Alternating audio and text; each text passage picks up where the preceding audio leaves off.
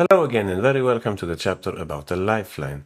This is another of those topics where we all know what it's about, but perhaps we have different names for it. So what I'm referring to here is a situation where we have some kind of tactical difficulty, but we offer the exchange of one of our pieces for an opponent's piece, which is currently undefended. And this will, one way or another, gain us important time, and we will be able to escape that difficult tactical situation that we are facing right now. So the name The Lifeline, it comes from my compatriot Axel Smith's great book, Pump Up Your Rating. Grandmaster Axel Smith, he investigated this idea, this topic, and he gave it the name The Lifeline, which I think it's a great name, by the way. And I should also mention that I wrote an article about this topic on chessmode.com. It's one of my favorite ideas, you could say, within tactical play. So let's have a look at some examples. Please notice that we can use this idea in different situations, in the opening, in the middle game. In the end game, typically it's related to material defense when we are facing some kind of threat against one of our pieces and so on. And perhaps occasionally it can also be used when trying to help our king. I think we have perhaps one or two examples about that situation as well. So let's have a look. Let's start with the first very typical example for you to get an idea about exactly what is this about. You can see that in this position, it's not a game, it's a position that I analyzed somehow looking at the open Rai Lopez. I ended up in this position, and as you can see, black has a problem here. The bishop on e4 is pinning the knight on c6. We don't know exactly how to save that knight. If we move it, obviously they will take our rook, we will be the exchange down. And it seems as we cannot actually defend the knight in any good way, and you can't really see any other counter threat or something like that. Intermediate move, it's difficult to see. However, if we look very carefully, we will notice that the rook on d1 is currently undefended. And that's the key to success for black here. In order to save this position, they have to offer the exchange of one of their rooks for the opponent's undefended rook on d8. Of course, by now you already know which is the correct move.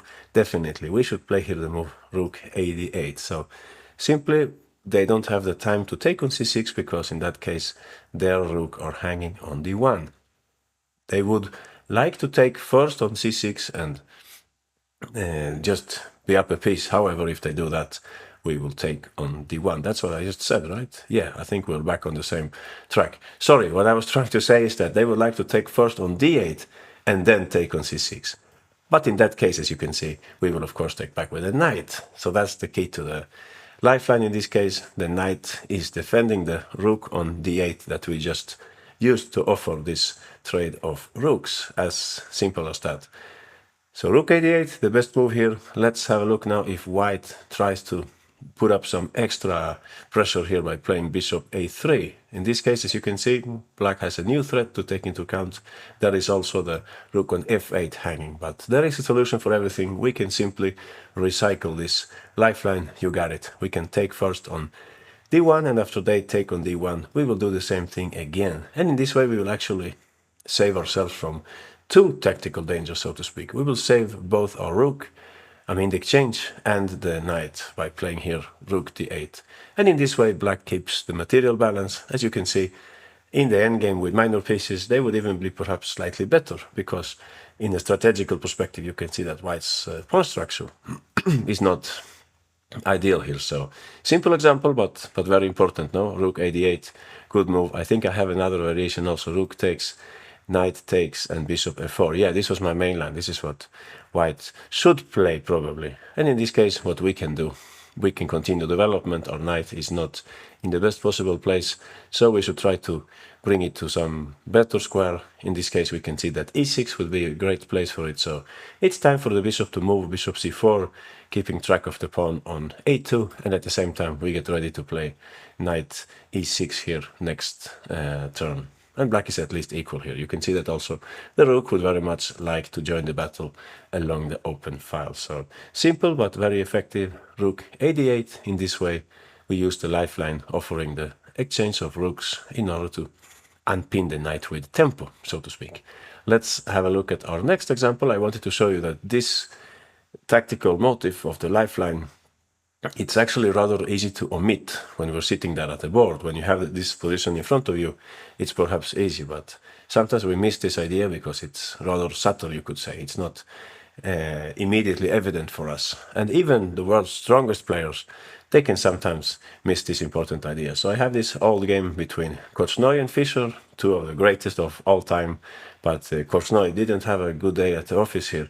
He was actually much better in this game. Korchnoi with the white pieces and playing black is Robert Fischer. So white just played the move rook ac1. They could have taken on c6 and they would have a better position. They would get back the knight and they would be better here thanks to their passed pawn on the b file. But Korchnoi wanted more, so he played here rook ac1 in order to take the knight on c6 without losing that pawn. But that was a huge mistake, and I'm sure that you can see what Fischer replied here, right? Which might be the lifeline in question here. What are we talking about? Which white piece is currently undefended and it's also prone to the offer of an exchange? You got it, that's right. Fischer played here, I think, rather quickly, the move queen a7. Very sneaky defense. You can see that now. Black is unpinning the knight, but white has no time to take the knight because the queens, there is tension between the queens. If you give check on b2, well, of course, black would just play knight ce5, and in that case, they would be a whole piece up. So a cold shower here for Korchnoi after queen a7. He played in the game queen takes a7, knight takes a7, but the damage was done. It's impossible to save this endgame. Piece down. He tried here rook c7, but after knight b5, rook b7, knight c3, Fischer went on to win this game without much difficulty. So a good example of how even the world's strongest players can sometimes miss this idea. Rook c1, perhaps what white forgot about here is that not everything revolves around this pin. There are also other tactical motives, and specifically this queen is undefended, which means that we can attack it by, well, attack it, it's perhaps not the right word. We can offer the exchange of it by playing here queen a7. Let's have a look at a more recent example in this game from the English defense between with white pieces Marin and playing black Küçüksari. You can see that white has taken a pawn on a7. It's always dangerous to go for such pawns, but Marin calculated very well and he saw that he would eventually be able to bring back the queen into safety. You can see that there is a concrete threat here. This is somehow related to the topic of chapter 1 about detecting the threat. You can see that black is after white's queen.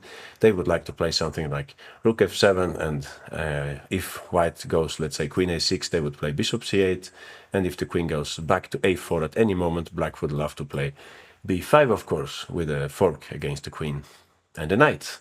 So it's dangerous for white, this situation. They have to find a way to fight against it. And in the game, Marin started with a counter-attacking move e3. At this point, as you can see, if black's knight moves, it will be easier for white's queen to get back. For example, if knight b3, we could go rook d1, and as you can see, we're ready to play queen a4 here later on. So in the game, after e3, black instead played the move rook f7. And here comes the key move in this example, because we could, of course, intend to play here queen a4 at once, but after b5, as you can see, black will take first their knight, which means that there will be, what can I say, a change in the pawn structure in this position, and that will favor black. The game will open up for their pieces. So for example, if we put the queen on a5, they could take on c4. Yeah, by the way, this is not a lifeline. I wanted to say that also. This is not a lifeline because the rook on d8 is defending the queen. But imagine that the bishop was on c8. And now I'm actually leading you to the solution here. But anyway, it's not a lifeline right now. Black could take on c4, and after queen takes, rook takes, pawn takes d4, we can take back on d4, and this would be an ugly endgame for white, despite material balance, I was going to say, but it's probably not material balance because we take the pawn next turn and then we have an extra pawn. Yeah, disastrous endgame for white. So in the game, after the move rook f7, e3, sorry, rook f7, Marin first played the move queen a6. So what's going on here? Well, he's actually inducing black into playing here bishop c8, upon which he was going to play queen a4. And now we can clearly see the idea here.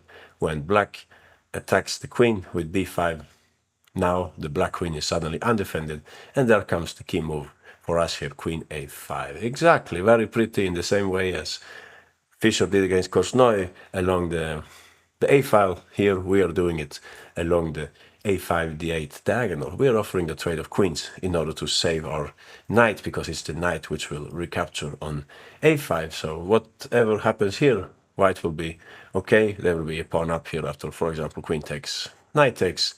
They keep their healthy pawn into the endgame. In the game, actually, it didn't go like this. If we go back again, after e3, rook f7, queen a6, actually here, Kutuksari played instead knight f5, but that meant saying goodbye to the ambitions of trapping white's queen. So white played simply here rook ft1, protecting the pawn on d3, and after bishop c8, the queen even stayed on b5, nice of square, of course, where it's putting some pressure on black's position. Black can't really get at the queen.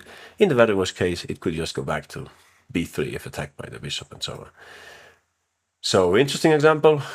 After e3, rook f7, it was very important to see this move, queen a6. Intermediate move, call it what you like.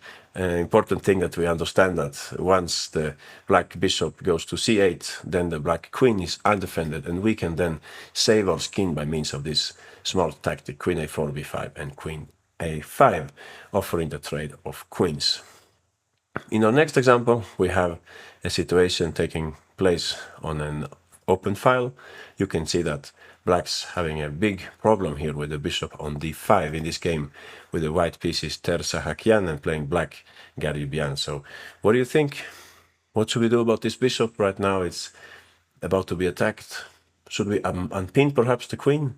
Should we move the queen to unpin the bishop? We can't do that, right? No, because they have three pieces attacking the bishop. Now 1, 2, and 3. Yeah, we only have 2 defenders, so we cannot keep the things the way they are right now. The only way to protect the knight, the bishop, would be by using the knight b6. But then perhaps white would play a5. So what else could we do here? What do you think? Maybe some intermediate move could help us out? That's probably what black thought in the game, because they played here the move c4. This move is intended to win a tempo, you could say. They want white to take back so that they can play knight b6, hitting the bishop on c4. But after c4, white instead took on d5. They played here knight takes d5, because they noticed that they will end up in a very nice endgame. Sorry, you can see that c takes b3, it's not possible, because knight takes f6, and after queen takes f6, white would take the knight on d7. So after knight takes d5, black took back on d5, and after bishop takes e4, they carried out their idea. They played here knight 7 b6 with tempo hitting the bishop, so that white doesn't have time for a5. But still, this was long-term wise, it was a difficult position for black, because white has the bishop pair, and it's an open position, no pawns in the center, so the bishop pair feels really at home here. You can imagine more or less white's plans here. They would like to bring out the pieces and the rook and so on. Yeah, very strong light square bishop, by the way. So this was difficult for black. White later on prevailed, but there was a better solution here, and I was actually confusing you a little here, because I was saying that knight b6 was not good because of a5, but that's actually the beginning of our lifeline. We can play this move, knight b6. We can indeed play it. It looks like a blunder, but it's actually very strong, because after white's move a5, if they don't play a5, we will just move our queen somewhere, or perhaps even support the bishop with a rook. So if they go a5, this is the critical move. Now definitely you have to be very careful here. Try to see the lifeline. This time we're not offering the exchange of an undefended piece, but we're offering the exchange of an enemy piece which is already attacked. So the white piece which we can attack here indirectly is the bishop, right? If we think about it in a technical way, the bishop on b3, it's protected by the queen, but it's also right now being attacked by the bishop. So it is in a way undefended. It's like comparing football or soccer. 0-0, it's basically the same result as 1-1. If there is no attacker and no defender, it's like an undefended piece. But if there is one piece attacking it and one piece defending it, it's basically the same thing. 1-1, right? So that's what black could have done here. They could have attacked the bishop again. The only piece which is capable of that you got it, it's the queen. So queen e6, with this sneaky move, they would have kept the balance here, black, in this game. As you can see, if white now takes on b6, we take on b3, of course, and we don't have any big problems here. We can always cope with this passed pawn with our rook. So we would be a pawn up here. On the other hand, if they take on d5, let's say with a knight, well, now we have the moment to take back with our knights. We're still pinned, but fortunately, their remaining pieces here, bishop on c1 and rook on a1, they are not really capable of putting more pressure. So we would be able to play something like rook d8 and finally unpin our knight by moving the queen to e7, for example, something like that. So white could try something like bishop d2. I looked a little further at this. Rook d8, queen c2. White definitely has positional compensation here. Bishop pair and black's pawns are a little weak, but it's nothing really serious. I looked at some different moves, but I liked this one most. You can see that we are targeting the pawn on b2, and we're also trying to keep the queen close to the action here in this position. It could even perhaps move over to d4. If white plays something like rook e1, we could consider putting our queen in the center. That's a place which the queen usually likes a lot in the endgame, provided that it cannot be trapped, of course, but I don't think that can happen here. So after queen e5, what white could play instead is rook c1 in order to take this pawn at some point. Knight f4, that's what I was looking at, threatening the fork on e2. In this way, black actually sells a pawn to get rid of white's bishop pair. White would take on f4 to get back the pawn, but still after bishop takes e4, queen takes c4, f4, queen takes e5, black would play here knight e4, and they have a lot of counterplay. As you can see, they are targeting several pieces at the same time. So white will probably have to trade queens with queen e3 or something like that, but black's having an active game here.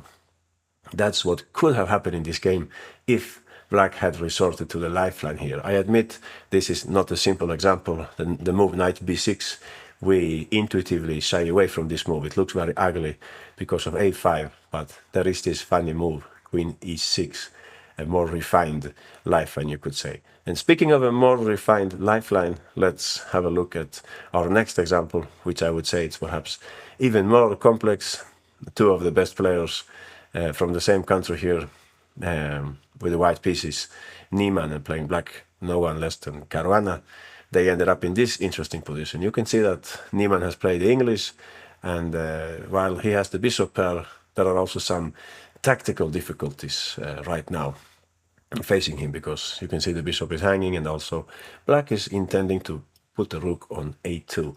In the game, what white played was rook b1, and this allowed black to step up the pressure here by playing knight d2. Now black wins the exchange because they will take on f1 with check, so white can't really keep the material balance. In the game, Niemann played bishop c3, but after knight takes f1, check, bishop takes f1, black hurried to bring in the rook with check, rook a2, king d1, queen a4, and white was not having enough compensation here for the exchange. Black is actually still rather active in this position, and later on Caruana went on to win. So complex case. How to solve these problems here with the hanging bishop and the pending invasion of the rook along the a-file. I looked at some other moves also. For example, if we try queen b3, trading off the queens, that would not offer any relief to white because black would take, and as you can imagine, of course, this move, you don't have to think about it twice. It's very powerful, of course, taking control of the second rank, and white cannot defend properly here. As you can see, rook b1 would just run into knight d2. I was going to say, well, we can certainly not play that. Sorry, guys, I got this wrong. Knight c3 probably. Yeah, that's probably a better move. As you can see now, if white takes, we could take on e2, and I think we will take this pawn next turn, right? With that rook. Yeah, that looks like a complete, how do you say? A complete collapse of white's position. So, all right. Let's try to see now if we can connect this with the topic that we are investigating, the lifeline. So how do you think white could somehow offer an exchange of pieces? I mean, offering the trade of two pieces in a way in which they solve all their problems? Definitely a tricky question, no? But if you look very, very carefully, you can see that the rook on e8, this rook, it's defending the other rook. So none of the rooks are really undefended right now. But at the same time, the rook on e8, it's also defending the knight on e4. So whenever there's some kind of dependency in the position, one piece is protecting another one, that's usually creating conditions for some kind of tactical surprise or tactical trick and so on. And that's what white could have exploited here, since this rook, it's not exclusively defending the rook on a8. Actually, there is some kind of lifeline motive which we can use against that rook. So that explains our best move here. You got it, rook a1. This would have been very clever, because if black now takes on b2, we can then take, or we will take on a8. Thereby we're exploiting the black rook on e8 being overloaded to two defensive functions. They would take back on a8 and we take on e4, and white would have everything under control here. The knight is confidently defending the bishop on e2. So this would have been the best choice for white here. Rook a1, offering the exchange of rooks in order to, in the first place, I would say, prevent the arrival of black's rook to a2. I think Niemann, I'm sure he saw this move, but there was one line that troubled him, and I think it's rook takes a1, bishop takes a1, and knight c5. I think this is the reason why he didn't like it, because he saw that now his queen is under an attack, and also the pawn on e3 is a little shaky. But here we could actually use something, we could say, smart defense here, smart defense. We could give away the pawn on e3, but just for a short while. So how do you think we would do that? Where would you put the white queen? We can put the queen on d1, so that it protects the bishop, and after black takes on e3, you can see the problem with this, right?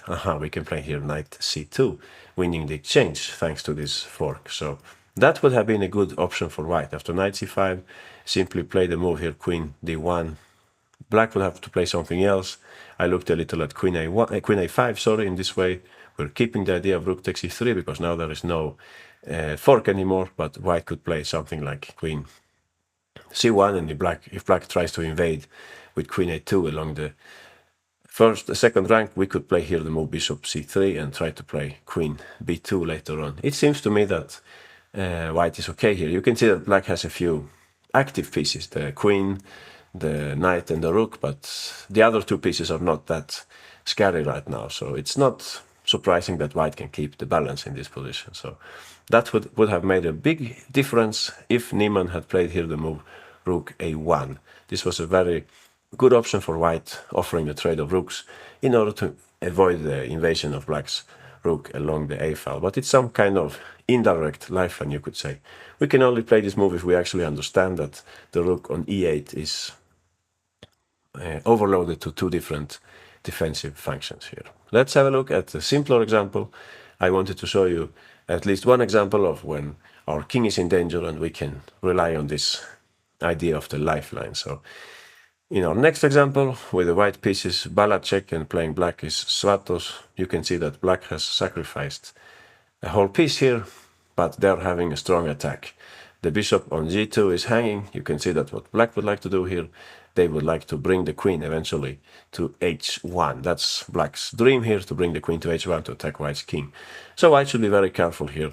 There are two threats right now that they have to take care of.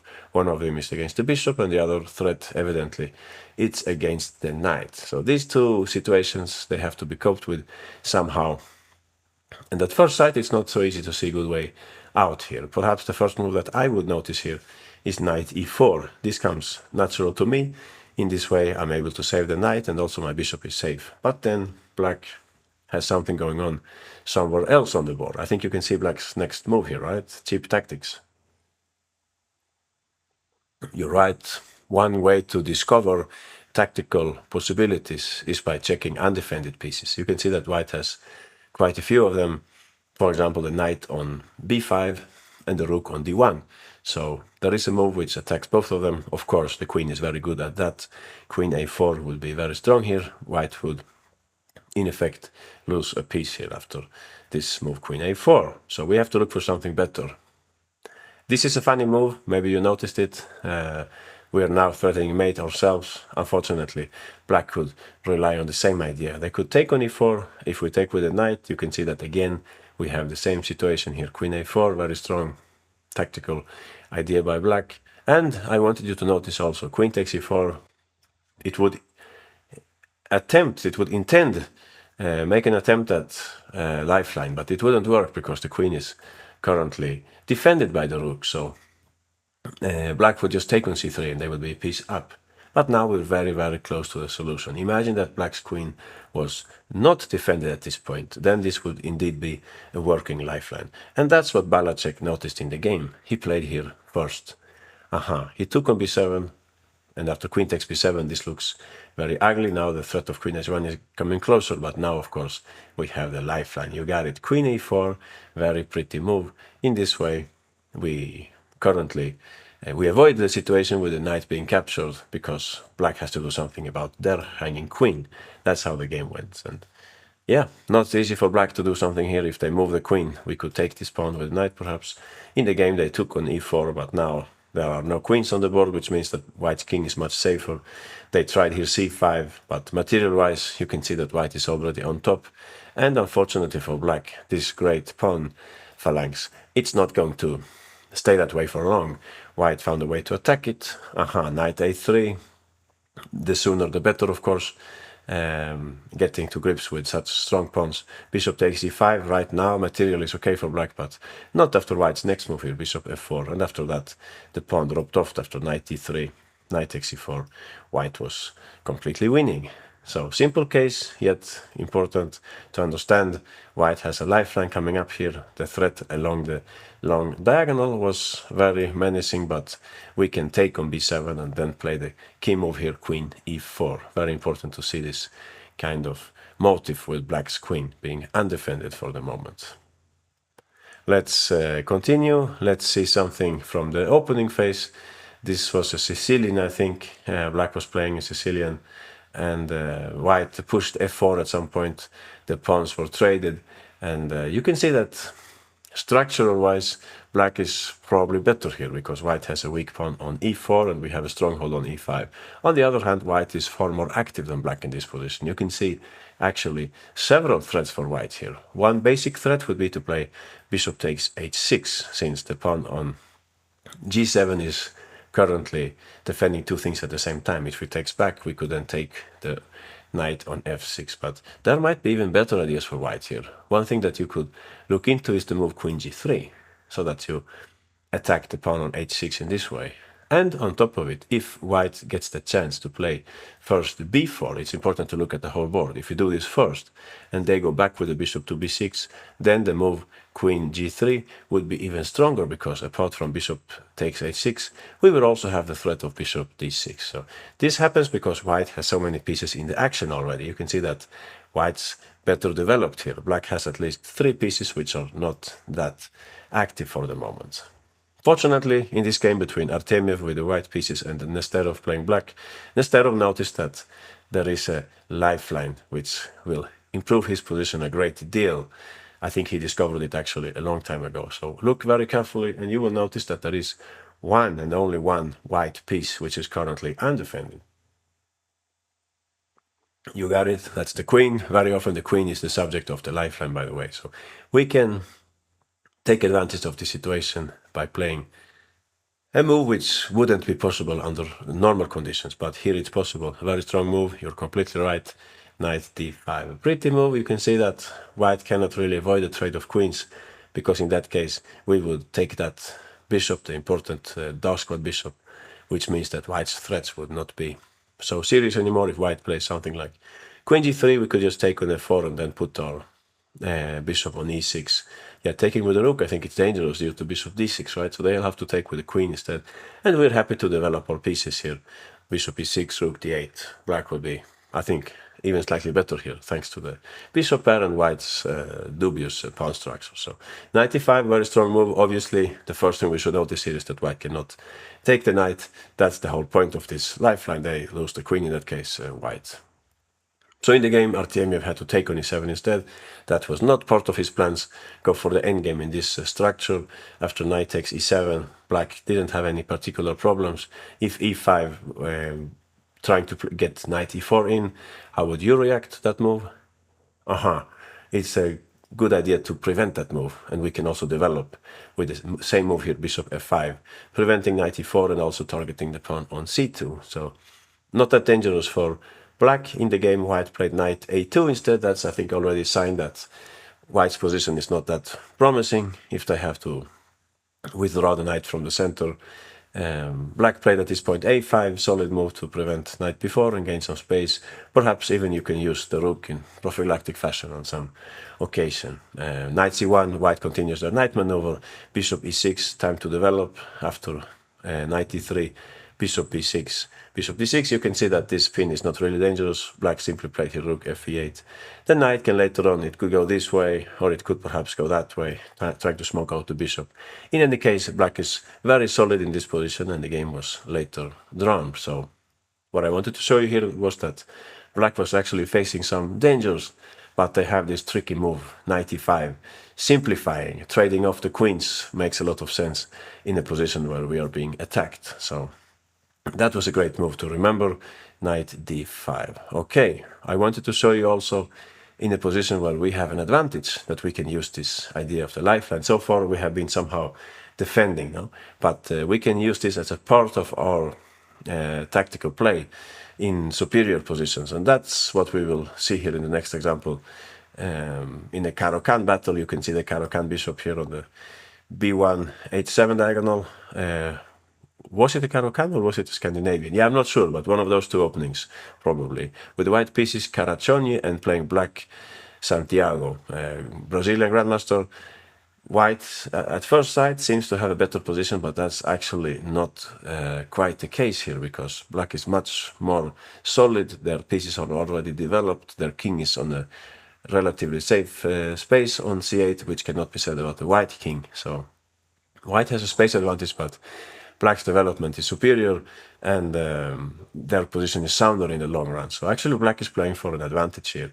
It was possible to play something like c5. This would be the typical Caro-Kann move, but perhaps Santiago didn't like this when the bishop was staring at black's king, so he didn't move that pawn. Instead, he noticed a very nice tactical operation, which is based partly on a lifeline. So if I tell you that black is ahead in development, it's making a lot of sense to open the game, right? Before white manages to somehow bring in the pieces. I was going to say long castling, but that would be a very bad mistake, right? Then they would get mated. So yeah, what would white play here? Maybe rook d1 and bishop c1, something like that. But black hurried to take control of the d file before white's rooks got into play. Black played here the move bishop takes e5, giving up the bishop pair, because in the first place, if white takes back, you can guess black's next move here. Of course, we don't think twice about such moves. Rook d3 would be very strong. We can later on bring in the other rook. There are some tactical motives with rook takes and bishop e4 also, but in the first place, I think we would play here rook d8. As you can see, this bishop is hanging, and there is some pressure against some other pieces also. Yeah, looks very difficult for white to save this position. So white correctly answered queen takes e5. It makes sense to trade queens when we are being attacked. But now it's clear that it's actually white who is the defender here. So queen takes e5, black took on e5, and after d takes e5, I really have to ask you for black's next move here, because it will test whether you fully manage this topic of the lifeline. So what do you think black should play at this point? That's right, we could move the knight, but there is a much stronger move. There is one undefended piece here in white's camp. We're talking about the bishop on f3. And we can exploit this by the very neat tactical shot bishop e4. That's what Santiago played in the game, and his reasons are evident. Now if white takes back, we will be targeting the pawn on c3 as well. So here basically black is already winning a pawn. I looked at rook d1, but in that case we can step up the pressure on the d file by playing rook d3. Not so much targeting the pawn, but preparing to go rook d8, rook gd8 next turn. So this would be very painful for white. In the game, after the move bishop e4, they instead played king e2 simply. Yeah, by the way, if they take on f6, we take on f3, and as you can see, black is already getting back at least one pawn here. So in the game they played, yeah, this one is hanging and that one is also hanging. So in the game they played after bishop e4, they played king e2, trying to keep things under control, but it wasn't really possible.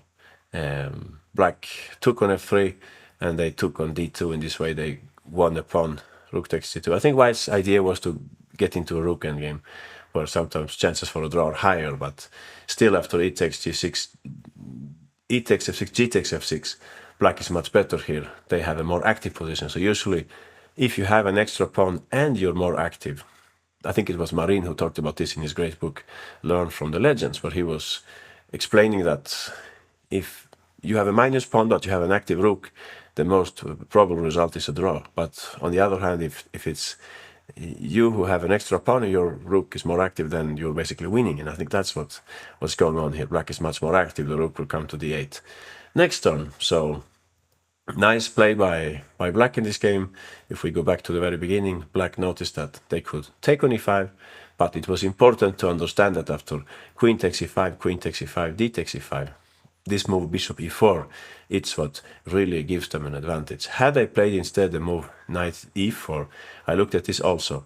White would be happy to move into an opposite color bishop's endgame by taking on e4 and putting the rook on h3, where it would prevent bishop f3 and also take actions against rook d3. White would have much better chances of making a draw here than in the game. In the game, black played bishop e4 instead. Somebody also said that in the endgame, if you have a knight fighting versus a bishop or a bishop versus a knight, it's good for the attacking side. If you have an extra pawn, you often go for the asymmetric minor piece endgame. But okay, it's a little abstract. I'm not sure it applies to every position, but something like that. Black is thinking here that if white takes, we take back, and it's not opposite color bishops. It could be a good knight versus bad bishop scenario instead. So in any case, very nice shot here by black, bishop e4.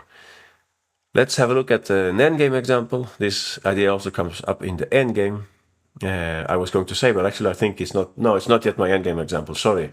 Let's go for an opening example first. So here you can see in this position from the, I think it's the Ragozin, you can see that from the knight on b4, white has just played here the move a3. So typically you would start looking at which is the best square for our knight. Should we go to d5 perhaps, so that we can push c5 later on. This had been played actually in some other games, I think, knight bd5, fully possible. But okay, it would give white a chance to play e5. I think since black's bishop is e4, black's bishop is going to b7, you could even play something like this, some kind of dribbling with the bishop, so that after bishop d7 you could go bishop d3 and then go e4, so that black's bishop cannot go to b7. Something like that. White might have a slight advantage in this position thanks to their pawn center. But in the game, in this game between with the white pieces Martirosyan and playing black Manuel Petrosyan, Petrosyan instead played here the move. You got it. The bishop is undefended, so that creates the conditions for a lifeline. He played here bishop a6. Very clever, because the bishop, the c8 bishop, hurries to get into play. If we can trade off white's bishop, then they would lose a little light square control in this position. If white just takes, as in the game, knight takes a6, and you can see black is getting ready to play c5. It's a very good trade for black. It helps their development. Also, we can quickly bring in our pieces on the queen side. In fact, this has all been played before, bishop a6. Perhaps the best move for white is this move. Funny looking move, bishop e2. It's what I call trading on our terms, when we accept the trade of two pieces, but under our conditions, so to speak. We want black to take on e2, then we could take back with a knight, and perhaps this will later on help us to play knight g3, e4, something like that. But I would guess that black is still okay here. Maybe we can just put our knight on, yeah, maybe on a6 or on d5. Maybe on d5, and then we will push c5. This is always the key move for black in these structures, by the way. In any case, after bishop a6, let's check what happened in the game. White can't really avoid the trade of bishops, of course. They cannot move the bishop that way. It would be disastrous. So they played bishop takes a6. After knight takes a6, Martirosyan hurried to play b4 in order to fight against c5. But this is such a strong idea in such structures that you don't even have to think about ending up with an isolated pawn and things like that. You should just go for this move in order to break white's bind on the queen side. So c5 was played in the game, very good move. After d takes e5, b takes e5, b5, we could argue that white has a better pawn structure. They have a potential passed pawn on the queen side, but black is very active. You can also see that the square on d5 has been cleared from their pieces. So knight c7 followed in the game, white castled, and I like the next move that black played here. It's the kind of move that you can only play if you don't see any ghosts, so to speak. he played here the move a6. The nice thing about this move is that we will try to trade pawns so that the remaining white pawn turns into target, similar to the minority attack, you could say. But when you play this, of course, you have to be careful about b6.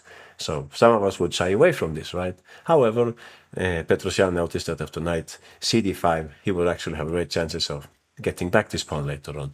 Knight xd5, knight xd5, bishop a5, rook b8, and the pawn is already starting to get a little exposed on b6. So nice thinking here by black, playing the move a6.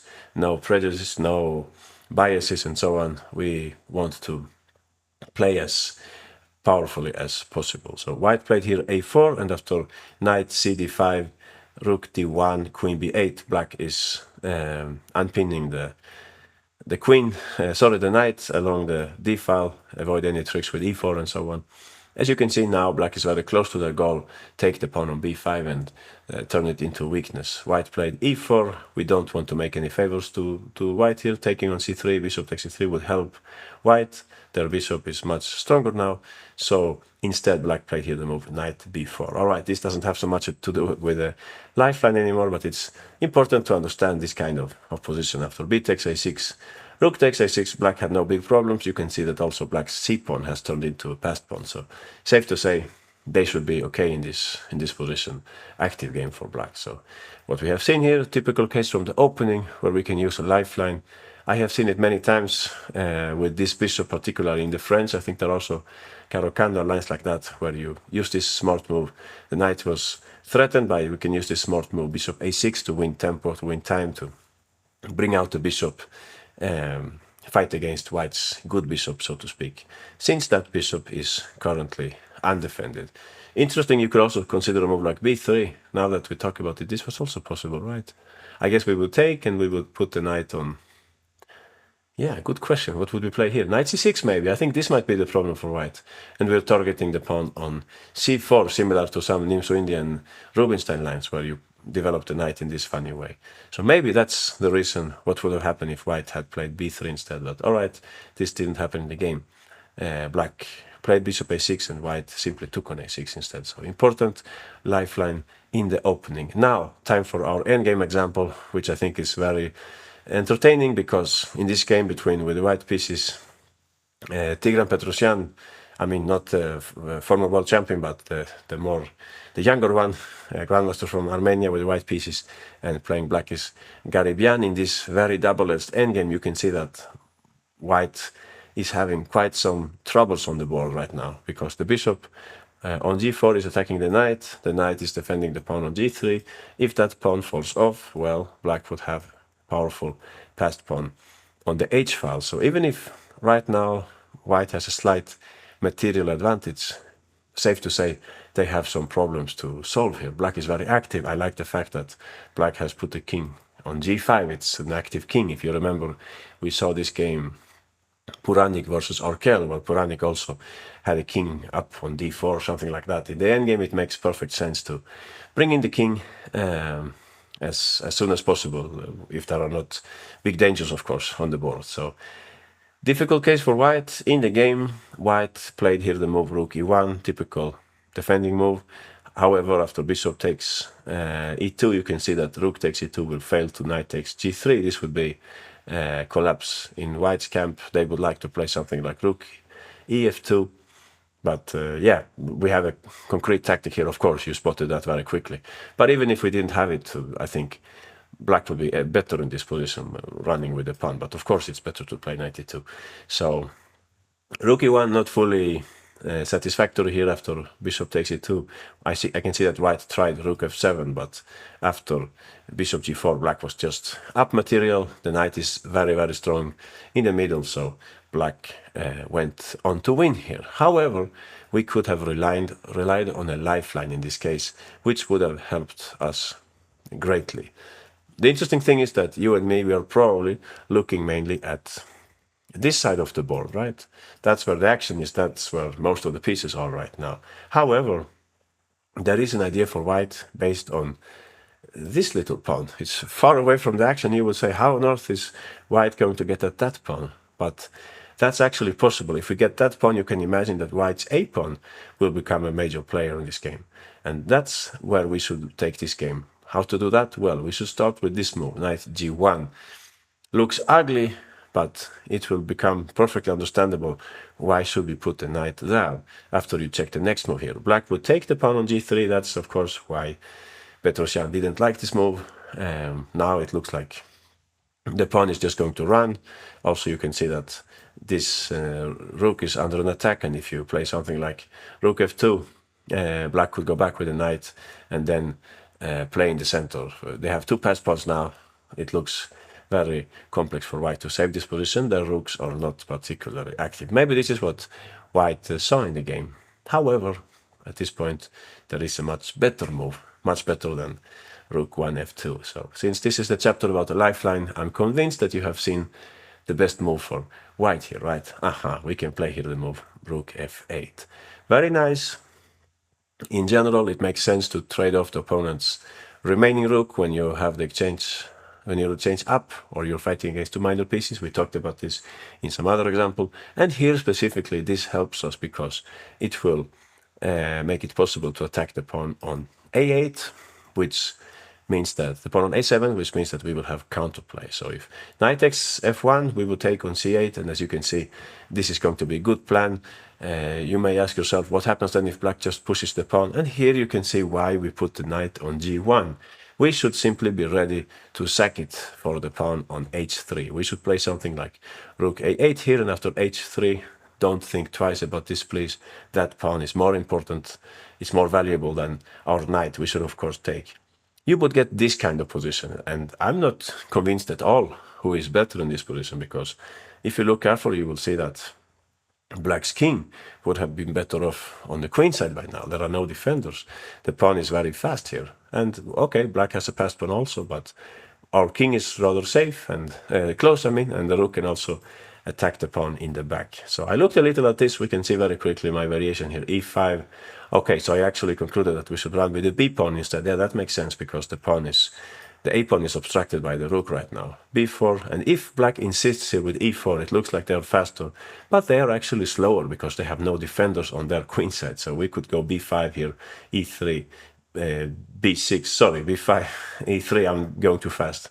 b6, you can see that if e2, we are just in time to play rook e7, and if they try to prevent this with king f6, we can actually play king d1. Sometimes when we talk about the active king in the endgame, we're always thinking about how to attack with the king, how to help a passed pawn and so on, but we can also use the king. I mean, active king, it's also connected to defensive functions. So actually the king is very strong here.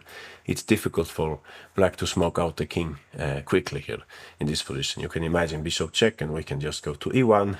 Black will need to attack the king with a knight, something like that, knight h2, but you can see for yourself, b7, knight f3, king e2, black is not even close to queening here.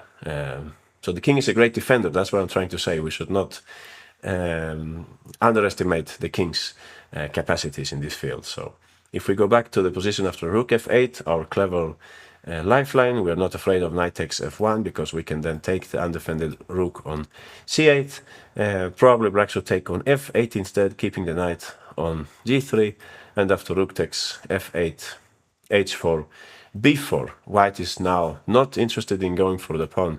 It will take too long time. White is simply playing for a4, b5, a5, b6, and so on. Not completely clear what will happen here. We're always ready to sack, of course. If they go h3, we will take on h3, and then we will continue with our actions on the queen side. Not completely clear the final verdict here, but safe to say white has interesting counterplay. The rook is very strong.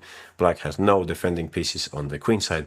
This was a good opportunity for white. I would even dare to say that all three results are at stake here in this particular endgame. So that was a good option for white, retreating the knight with knight g1, and after knight takes g3, which probably is what white didn't like in the game, but then they could rely on this nice lifeline. Rook f8, because the rook on c8 is currently undefended. Of course, if they don't want to trade rooks, now we get an extra tempo, and we could play something like rook f7, and it would be a similar picture, right? So nice idea by white. Let's have a quick recap at our examples here. This was the last example in this chapter about the lifeline. Let's check our first example. We saw the archetypical example, rook d8. In this way, we're offering the trade against the rook on d1 to save our knight on c6, and if white tries to add more threats here, bishop a3, we could take on d1 and again resort to the lifeline with rook d8, since the rook on d1 is again undefended. We saw the Korchnoi-Fischer example where Fischer hurried to unpin his knight on c6 by this clever lifeline. Queen a7, which meant he won a piece and later on also the game. Marin included this very important move, Queen a5. I was going to say he included, let's go back a little here. He played, if we go from the very beginning, after e3, rook f7, queen a6. He included this move, that's what I was trying to say. And if bishop c8, queen a4, b5, queen a5. This is the lifeline that he noticed, and that's why he included bishop a6 to fool the bishop to c8 so that the queen would not be defended by the rook. Very clever thinking by the Romanian grandmaster. We saw in the next example, difficult case of course.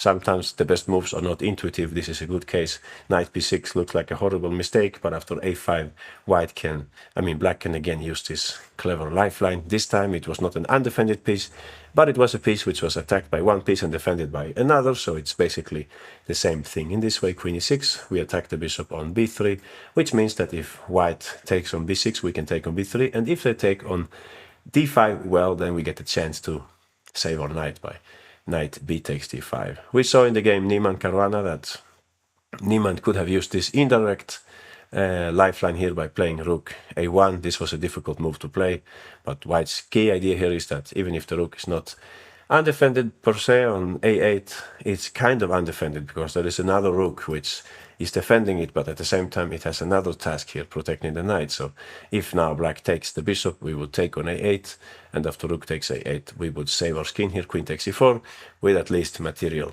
balance. So rook a1, some kind of, what would you say, like indirect lifeline, very strong move, rook a1, fighting against black's plan of rook a2. We saw in the another example where white was facing an attack that they could actually neutralize black's attack by means of a lifeline. Sometimes we can use this idea also when our king is in trouble. This is how we do it. Bishop takes, queen takes, and queen e4, since now black's queen is undefended on b7. White keeps their extra piece. We saw that Nestero was having some issues with king safety. He played here knight e5, very clever move, in order to either force the trade of queens or the trade of white's more powerful bishop, the most powerful of their three minor pieces, I would say, in this position, thanks to white's queen being undefended on h4. We saw that also in superior positions we can use this idea. Santiago used this idea here very cleverly by playing bishop e4, going for the right kind of endgame, you could say. This helps black to reach some kind of good knight versus bad bishop scenario, as opposed to the more obvious move knight e4, which would give white better chances of defending this position. So much nicer move that he played here, bishop e4. And as I told you, he probably needed to see this when he started his active operations here with bishop takes e5, queen takes, pawn takes. It was essential to see this idea from afar, bishop e4, else perhaps black wouldn't have an advantage here. And in our last example, I was going to say in our second last example, we saw that in the opening, the lifeline can come very useful. We can play a move like bishop a6 in order to trade off white's stronger bishop here, the one on c4, and we also help indirectly our development, thanks to the fact that the bishop is undefended on c4. And in the last example, the endgame example, it was actually about life and death. This example, white was in big trouble, but had they resorted to this move, knight g1, that meant that after knight takes g3, they could play rook f8, offering the trade of rooks in order to speed up queenside counterplay. This rook on c8 was the only defending piece, you would say, black's piece. So white would have greater chances of creating a passed pawn on the queenside. And the knight should stay on g1 so that we can sack on that pawn later. So very important detail here. Rook f8, we are not afraid of knight takes f1, because then we would take the rook on c8. All right, thanks, and see you in the next chapter.